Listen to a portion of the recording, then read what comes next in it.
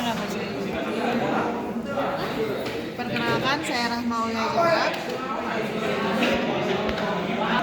Kami di sini akan menjelaskan cara kerja dari lampu lalu lintas yang ada di perempatan. Kita memakai software PLC Schneider. Nah, seperti ini. Jadi sebelum kita membuat realisasinya, kita membuat sebuah program di software Machine Expert Basic yang PLC-nya itu berupa PLC Schneider. Nah, untuk programnya kita bisa sesuaikan dengan logika kita masing-masing. Jadi tidak ada patokan untuk membuat bahasa pemrograman. Nah, kita lanjut ke software untuk membuat simulasinya, yaitu VGeo. Nah, seperti ini ya. Nah, VGeo. Di sini kita sudah membuat sebuah simulasi berupa jalan yang ada lampu lalu lintasnya. Pertama-tama di sini ada merah selama 6 detik, hijau, lalu kuning selama 2 detik, dan hijau lagi. Nah, jadi lampu kuning menyala selama 2 detik dan bersama dengan lampu merah. Lampu hijau menyala selama 4 detik. Ketika lampu hijau sudah habis, maka lampu kuning menyala dan berbarengan dengan lampu merah seperti ini. Nah, setelah lampu hijau, lampu kuning, lalu lampu merah, dan yang lampu merah menjadi lampu hijau. Sekali lagi ya. Nah, seperti ini. Lalu lampu merah. Berikut merupakan gambaran program yang sudah kami buat. Terdapat 6 rang dengan jumlah 12 lampu. Karena kita mulainya dari rang 0 ya. Kita membutuhkan timer dan outputnya lampu juga memakai kontak bantu NCNO. Seperti ini ya. Nah, ini adalah simulasinya. Jika lampu hijau sudah 4 detik, lampu kuning 2 detik. Nah, baru berubah lagi seperti itu ya. Nah, sekian penjelasan traffic light dari kami. Kita akan lanjutkan ke project selanjutnya. Jadi di sini teman saya akan menjelaskan 7 perbedaan dari gerbang logika. Yang pertama ada gerbang logika N. Gerbang logika N adalah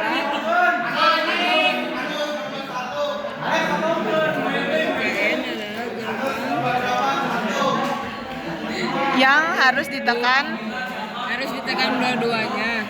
Coba simulasikan. Nah, Jadi ini tuh harus ditekan dua-duanya.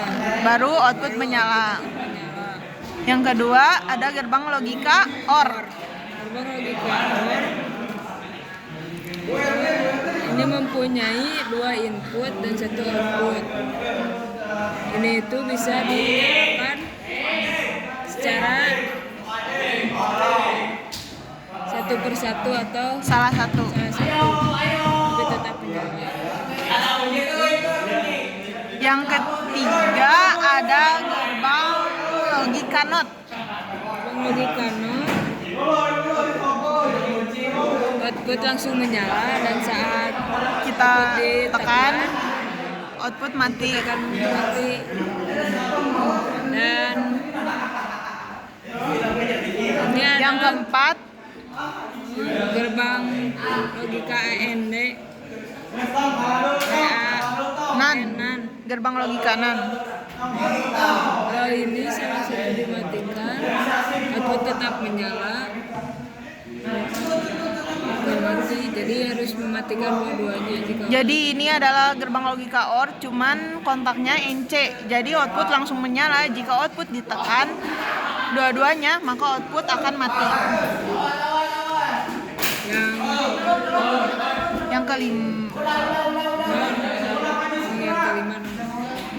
Yang kelima adalah NOR, berupa AND tapi dipasangkan NC. Jadi output langsung menyala, dan jika ditekan T, output akan mati.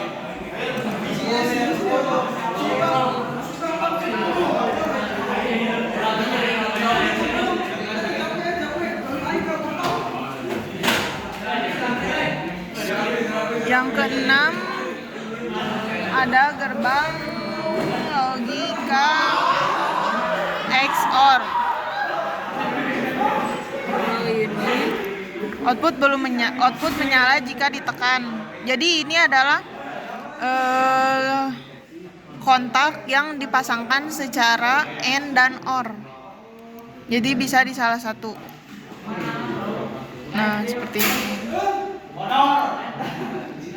Yang ketujuh ada gerbang logika XNOR. Output akan langsung menyala, dan jika kita menekan yang atas, output akan mati.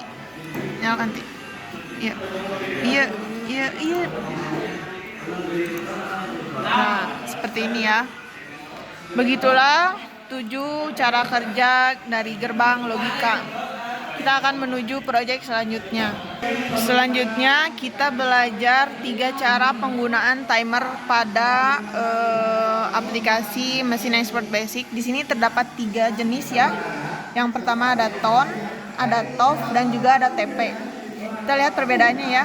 Jika tone diaktifkan, maka timer akan menghitung terlebih dahulu selama 5 detik, baru output menyala.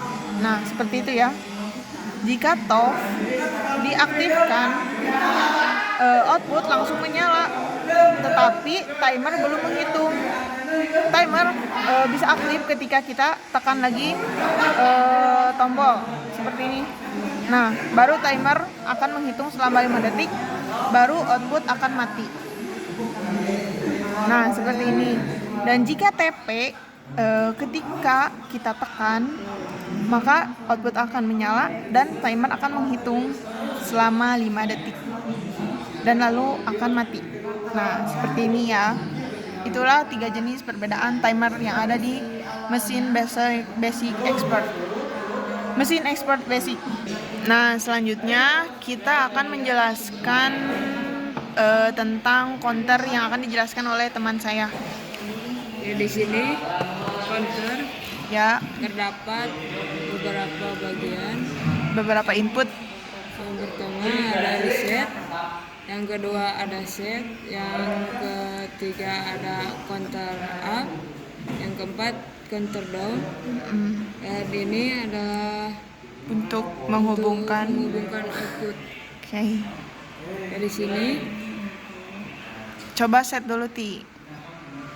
jika kita menekan set, counter akan langsung menghitung 3 dan output akan langsung menyala. Nah, di sini kita reset dulu. Nah, hitungan akan 0 ya. Akan 0 dan output akan mati. Coba counter up. Jika menekan counter up, counter akan menghitung secara 1 per 1 dan menghitung maju. Counter down, Ti. Jika counter down, counter akan menghitung secara mundur dan output akan mati. Nah, reset. Nah, jadi begitulah cara kerja dari counter. Kita akan menuju ke proyek selanjutnya. Berikutnya kita akan menjelaskan sebuah sistem konveyor yang memakai 3 sensor dan 2 servo. Begini ya cara kerjanya.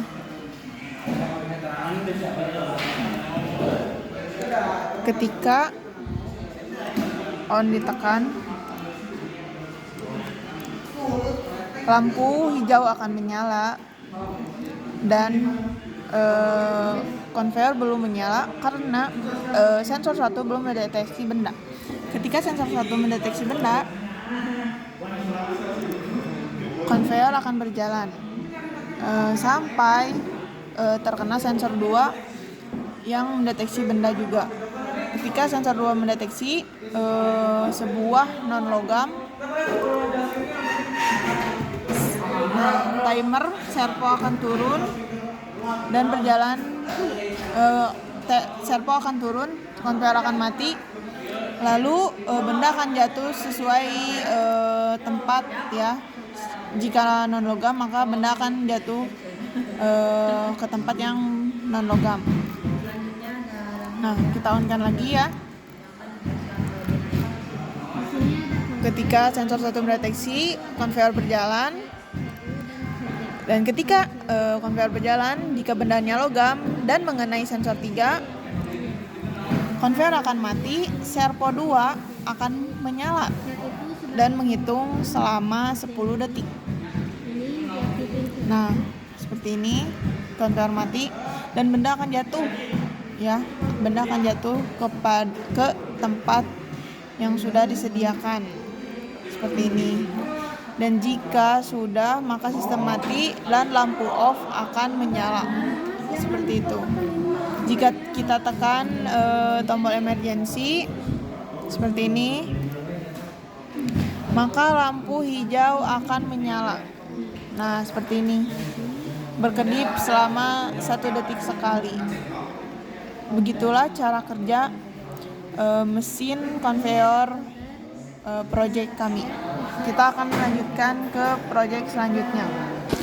Project selanjutnya adalah menyalakan 6 lampu secara bergantian. Seperti ini. Ketika ditekan,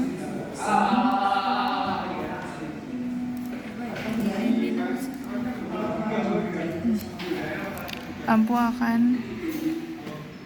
bergantian menggunakan timer dari atas ke bawah, dari bawah ke atas.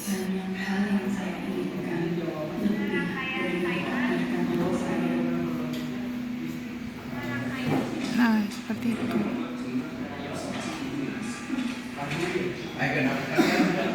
Nah, itulah beberapa proyek yang sudah kami kerjakan.